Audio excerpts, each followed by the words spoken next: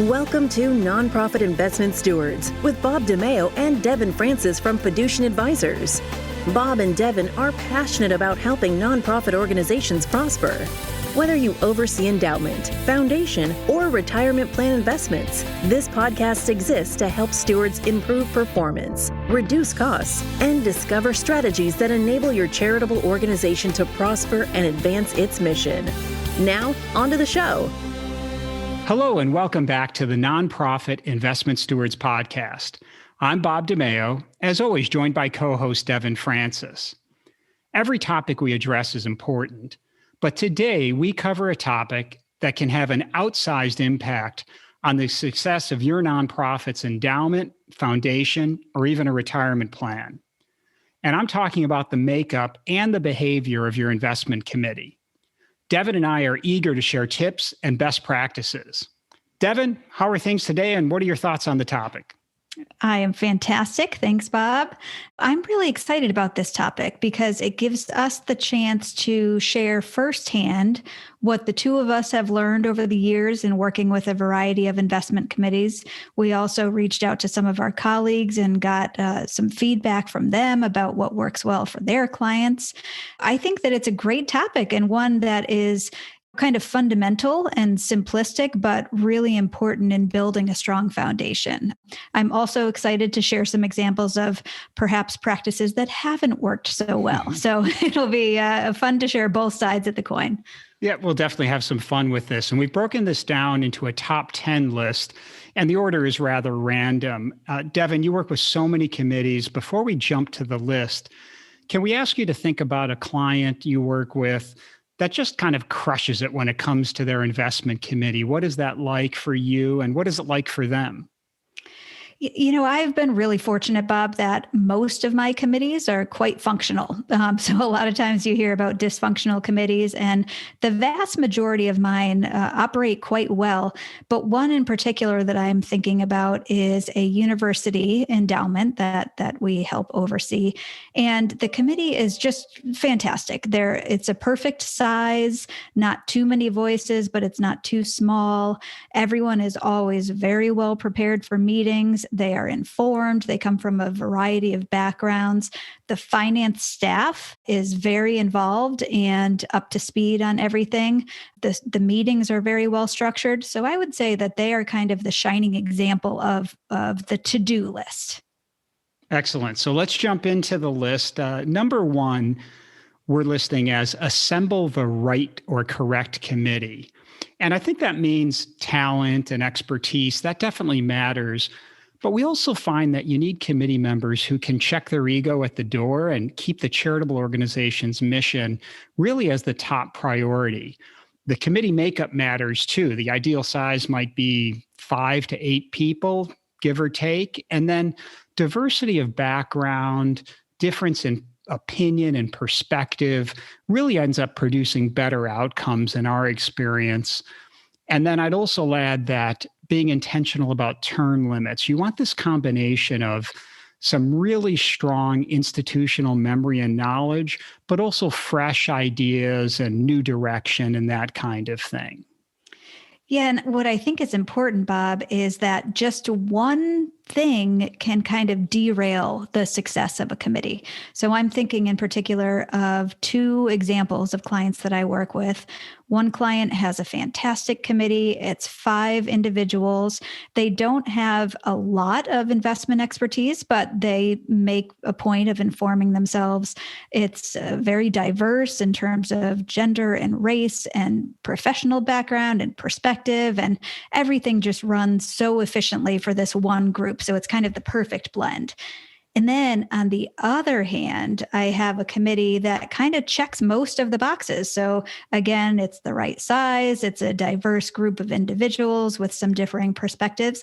But going back to your comment about term limits, this particular governance structure calls for members to serve no longer than 2 years. So the longest standing committee member is on the committee for 2 years, and then they roll off. So there's no institutional memory. So what we end up having to do with a lot of our meetings is spend time giving the background. Okay, this is why the portfolio is structured in this way. You see a manager here that maybe has underperformed in recent history, but longer term results have been very strong. And you end up giving a lot of background information that you wouldn't have to spend time covering if there was that institutional memory. So that's an example of how just one of these items, if you're not able to check the box, it can really derail the success of the committee. Absolutely. And that leads us to number 2, appoint a talented, diplomatic, and engaged chair. So the chair sets the stage. The chair can foster discussion and welcome input and really ultimately produce good decisions for the benefit of the organization. And, I think that's maybe a more challenging objective than folks might give it credit for. It's hard to keep meetings moving along while also fostering discussion and not having an undue influence on the decision-making process. It's a challenging thing to do. One of the things that I think is really important is, I know a lot of folks are familiar with Brené Brown. I think she's fantastic and so insightful. And one of the things that she talks about is the halo effect. So the person with the most influence in the room having kind of an outsized impact on the decision-making process. And so one of her tips is, in order to avoid the halo effect, to have the person with the most power or influence be the last to provide his or her opinion. And I think that's really important, because then you get an unfiltered decision, or you get unfiltered feedback from the other members of the committee. So I think that's a really great practice to employ. All right, so number 3 on our list is to conduct a pre-call with staff and the advisor, and perhaps the chair of the investment committee, prior to a meeting. Why is this important? It's because it establishes efficiencies. It helps the committee, or at least the leadership, avoid surprises. You can kind of make sure to recenter the conversation around the 3 levers activity, thinking about inflows, outflows, and required returns. So I think it really just sets the stage for having a very efficient and productive meeting. It actually brings to mind a meeting that I had recently with a client where I did not do this. So I didn't follow my own best practices. And I really, 10 minutes into the meeting, and I was just kicking myself saying, oh gosh, this would have been going so much better if I had prepped the finance staff and the investment committee chair beforehand, because then they would be on board with me, and it would have created that consensus before the meeting began. Engaging in that practice of establishing a pre-meeting call so that everyone just gets on the same page and is aware of what topics are going to be discussed and what priorities you have for the meeting. I think that's a really good example. So that leads us into our number 4 of the top 10 list, which is practicing smart logistics. So Bob, can you explain what we mean by that? Sure. And it's pretty straightforward. We're talking about a regular meeting cadence. It's interesting, as we take over client relationships from other advisors, sometimes there is not an established meeting cadence, and it's just kind of a head scratcher to us. So quarterly is most common, sometimes more frequently, sometimes less frequently, but calendaring that out for a year, you've got folks that are giving time, treasure, and talent. And let's be respectful of the committee members' times and really just have the importance of the meeting established, have materials produced and sent out in advance, have good agendas, have follow-up, use portals. Many clients use portals for the board or the committee to access really all of the historical information that's been covered in the investment committee meetings. When clients don't have that, we provide it for them. It just makes good sense. And then this one seems obvious, but it's worth mentioning. Sometimes just showing up is what really matters. You'll sometimes have committees or boards that can't even vote on a matter because they don't have quorum. So you want engaged committee and board members who are showing up on a regular basis. And as we think about logistics, I also think, again, this is a simplistic piece of advice, but I think it's important, is to make sure that your meetings are long enough that you have a realistic expectation of what can be achieved in that time period. And something that springs to mind is I work with a client that has 2-hour-long meetings, but they pack so much into their meeting agenda. They cover the retirement plan, they cover the endowment, they cover the finance part of the equation as well. So they're talking about budgeting. So they've got a lot that they have to accomplish in that 2 hours. One time, maybe about 1.5 years into the relationship, I was asking for feedback from the CFO. I said, what do you think we're doing well? What could we improve on? Do you have any constructive criticism? And for the most part, he had positive things to say, but he did say, we would have expected to get more guidance on what our peers in the industry are doing. So how are other portfolios positioned? What has their performance been? What are their spending practices? And of course, that's something that we do for a lot of our clients. I would in fact say that we do it for the vast majority of our clients. But in this particular instance, I had never been given more than 20 minutes on the agenda at this particular client meeting. So it's really hard to cover everything that we need to cover in a 20-minute time frame. We're talking about governance calendar materials. We're talking about reviewing the capital markets, looking at the portfolio, recommending portfolio changes. It's tough to cram that into 20 minutes. And then on top of it, to talk about what peers in the industry are doing and how their portfolios are positioned is just, it just can't be done. So I think being realistic about what can be accomplished in a certain time frame is really important as you think about the logistics of running an efficient meeting and having a well-operating investment committee. For sure. So number 5, focus on what really matters. And by that, we mean more than just the past 90 days of investment returns, right? What tends to happen, you've got these committees that are made up of generally some really smart and almost always caring and talented individuals, and you bring them together. If you have everyone look at a page and focus on how an underlying equity manager performed for the last 90 days, boy, everyone's going to have an opinion and everyone's going to want to weigh in. And I get that. I mean, that's in my nature and your nature too, Devon. So what we try to do is make sure that an investment committee, yes, investment performance over the last 90 days is absolutely important. However, there are more macro items like the 3 levers that you mentioned. What are the inflows, outflows, required return that are necessary in order for the charitable organization to advance its mission? Are we talking about new asset classes?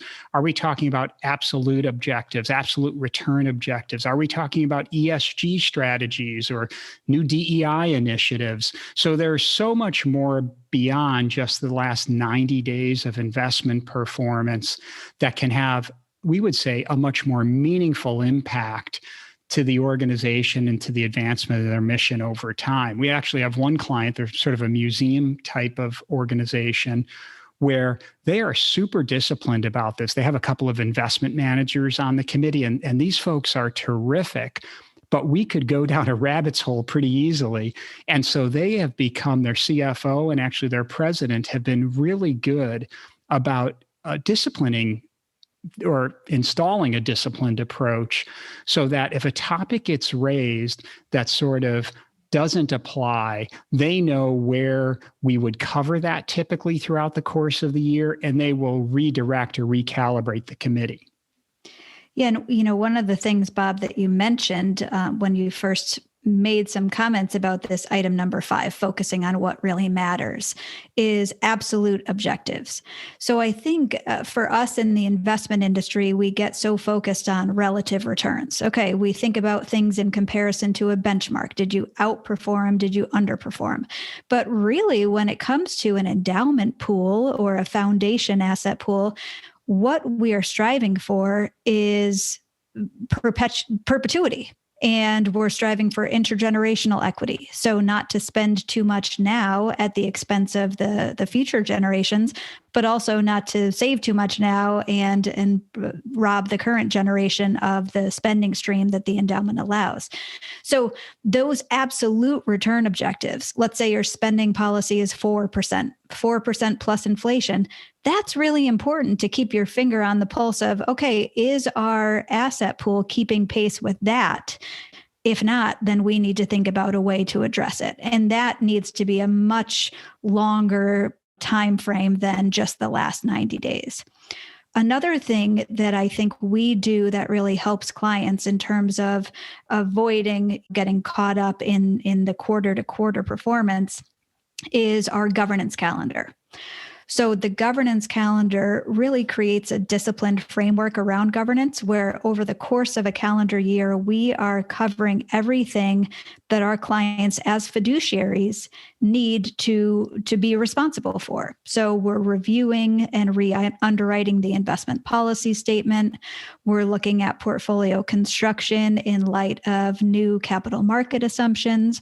We're doing a full fee analysis on an annual basis. So having that governance calendar is really crucial in terms of framing the discussion. And to your point about your museum client that keeps that discipline going, we can point to the calendar and say, oh, it just so happens that we'll be talking about that next quarter. So let's not get too mired in the details this quarter. We'll spend a lot of time on it next quarter, but for now, let's stay on the topic at hand. I think that's been really helpful.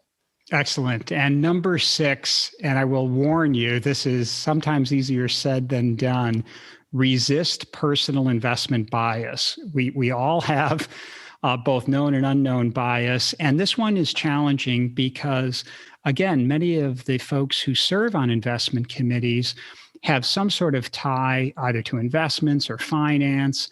They'll come to a meeting and it's not always the easiest thing to sort of put on that particular charitable organization's investment committee cap as opposed to your personal portfolio or what we were talking, maybe another committee that you serve, that sort of thing. So it's really important. I find the best committees are comprised of investment professionals and other individuals that can really hone in on that specific charitable organization's mission and sort of set aside, oh, this is an in perpetuity time horizon. Let's not think about market timing or this is I'm hearing a lot about cryptocurrency or some other topic in the news that may or may not apply to that particular organization's mission. And I do agree, Bob, that number 6, resisting that personal investment bias, that seems to be a tough one for people to follow sometimes, but it's good advice. So number 7 is to keep the organization's time horizon at the forefront. And that's, you touched upon that just a moment ago. Understanding that an endowment or a foundation is supposed to exist in perpetuity. The approach that you take when you're overseeing an asset pool like an endowment or a foundation is going to be different than how you would approach a retirement account or, for when an individual has a non-perpetual time horizon. I also think it's really important when thinking about that long-term time horizon to have investment committee members who understand the concept of cyclicality and that don't get caught in this concept of recency bias. What do I mean by that? Well, you tend to have periods where one particular style or market cap or one particular type of investing will outperform. And then typically, that will be followed up by a period of time where the opposite type of investment strategy outperforms. And over time, you have reversion to the mean where, you kind of have some semblance of balance. But you do see full market cycles, 5, 7, 10-year periods of time where you'll have one type of investing that really outperforms. And when it comes to building a portfolio for a perpetual asset pool, it's important to to keep in mind that you don't want to just hop on the most recent trend and say, okay, growth has outperformed for the last 10 years. Let's pile into growth. And then what do you know? The pendulum swings back in the other direction, right when you don't want it to. So I think that's really important. And that can be challenging for people who follow the market closely because they are up to speed. They know what the market trends have been, and it can be hard for them to not react to those short-term trends. But I think keeping that bigger picture in mind can be very helpful. I call it sometimes the danger of extrapolation. I remember at one of our client conferences, it's a number of years ago now, I actually researched this. The first Elvis Presley impersonator broke onto the scene. I'll be directionally right. I'm sure I won't have it exactly right, but broke onto the scene in something like 1959. This young Jimmy Smith was the first Elvis impersonator. And if you chart it out, by the mid-60s, there were 150 Elvis impersonators or whatever the number was. And then by the time of his death, it grew dramatically in the 70s and then became a fad. Well, if you just continue to extrapolate that, by the year 2025, 1 in every 3 Americans would be an Elvis impersonator. And we, of course, know that's not the case. So it really is sometimes a challenge to fight the recency bias and really calibrate and hone in on, what is my organization and this mission's time horizon, and how can we create or construct a portfolio that gives us hopefully a fighting chance of advancing the mission. So that leads us to number 8, challenge and ask questions, but for the right reasons.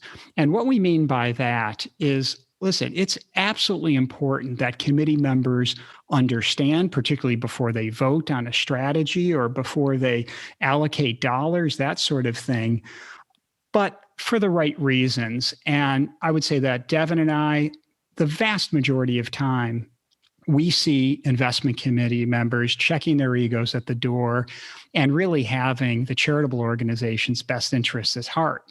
But other times, on rare occasion, you'll see investment committees perhaps grandstanding or just proving that they're knowledgeable or whatever the case may be, just really not focusing on the task at hand, which is how can we have this portfolio constructed in a way to hopefully advance the mission.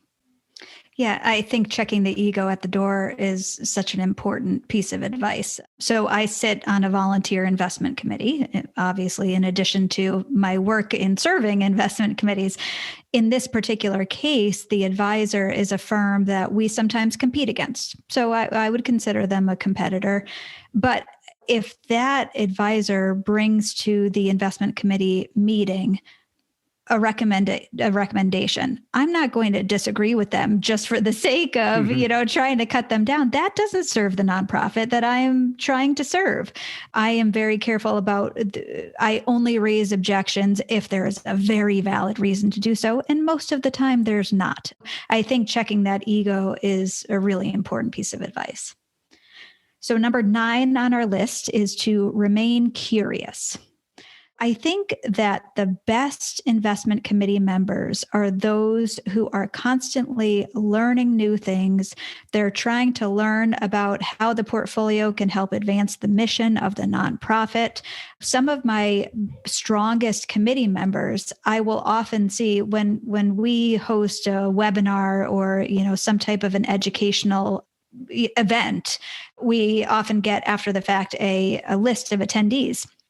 And oftentimes I will see people crop up on the list who are some of my strongest committee members. And it might have been a webinar topic that doesn't relate to their work with this nonprofit at all. Maybe it's about a retirement plan oversight and, they're on an endowment investment committee. But it's folks like that are constantly curious and trying to learn more who make the best types of investment committee members because they're constantly trying to absorb that knowledge. Yeah, that makes me think of, there's a professor based in California, and she talks about the growth mindset versus the fixed mindset. And it's not a coincidence that some of your best committee members are attending and learning and wanting to grow and improve and do better. So that's terrific. And then number 10 on our list is to utilize outside expertise. So I think it's really important for committees to acknowledge where they might lack expertise and hire outside providers. So for instance, if you don't have a legal background, you certainly wouldn't try to provide legal advice for yourself. Same with accountants. So of course, it completely makes sense to outsource those types of services. In many cases, it may make sense with regard to the investment portfolio to move to an OCIO framework, an outsourced chief investment office framework, where you might acknowledge, our committee doesn't meet frequently enough, or we don't have enough investment expertise on our committee to make well-informed decisions. Or maybe we can't make a decision to save our lives. It takes us 6 months to just approve a new manager. So in that case, it may make sense to move to an OCIO framework because you'll know that the portfolio will be run more efficiently. But I think just generally speaking, utilizing that outside expertise and letting the experts really assume ownership over the parts that, you're not an expert in, then you can focus on fulfilling the mission of the organization. Absolutely. So let's recap the top 10. Number 1, assemble the right committee for the right reason. Number 2, appoint a talented, diplomatic, and engaged chair. Number 3, conduct pre-calls with staff and the advisor, and perhaps even include the investment committee chair. Number 4, use smart logistics in terms of planning and structuring the meetings and such. Number 5, focus on what really matters, not just the past 90 days of investment returns. And then number 6, try to avoid personal investment biases creeping into oversight of the endowment or foundation. Number 7, keep the perpetual time horizon at the forefront of your mind. Number 8, challenge and ask hard questions, but do that for the right reasons, not just to grandstand. Number 9, remain curious. And then number 10, utilize outside expertise where it's warranted. So we hope this has been useful and that investment committee members can take this information, build on it, and use it to make their investment committees even more productive. Before we wrap things up, Devon, I'll throw a curveball at you. We typically ask our guests, what's a pandemic silver lining or something that you enjoy doing? I will ask you, with hopefully us being on the back end of the pandemic and things starting to open up some, what is something that you look most forward to doing once we're able to? Oh, gosh, so many. Oh, my goodness. Probably one of the things I am looking most forward to is our next door neighbors are our best friends. They were our best friends before they moved in next door. And we always have a big dual summer party with hundreds of people, old people, young people, tons of kids. We get an ice cream truck. We have bounce houses, a dunk tank. So that's always the highlight of the summer. And last year it was supposed to be our 5th annual summer party and it was canceled. So this year it's going to be bigger and better than ever. We just can't wait. That's wonderful. Just terrific. For me, I would say, and there are several things, like you said, so many things we look forward to doing, but I'm Italian, my mother's Italian, and I have not hugged her in over a year now. I look forward to hugging her, and am a bit of a hugger as it is anyway. So look forward to, not only seeing folks, but actually being able to have more contact. So any parting words here, Devon, with respect to the topic? No, I think we about covered it. I think these are all good pieces of advice and should be pretty simple for every investment committee to follow. Agreed. And to our last point that Devon made in number 10, the OCIO, or Outsourced Chief Investment Officer, will point listeners to an article that our colleague Matt Porter recently authored, which explains just what OCIO is and also speaks to the pros and cons of using an OCI or outsourced investment program. We'll provide links in the show notes. So to all you good stewards, thanks for investing time to help your nonprofits prosper. We'll connect with you soon on the next episode. Thank you for listening to the Nonprofit Investment Stewards Podcast. Click the subscribe button below to be notified of new episodes and visit fiducientadvisors.com for more information. The information covered and posted represents the views and opinions of the guest and does not necessarily represent the views or opinions of Fiducient Advisors. Content is made available for informational and educational purposes only and does not represent a specific recommendation. Always seek the advice of qualified professionals familiar with your unique circumstances.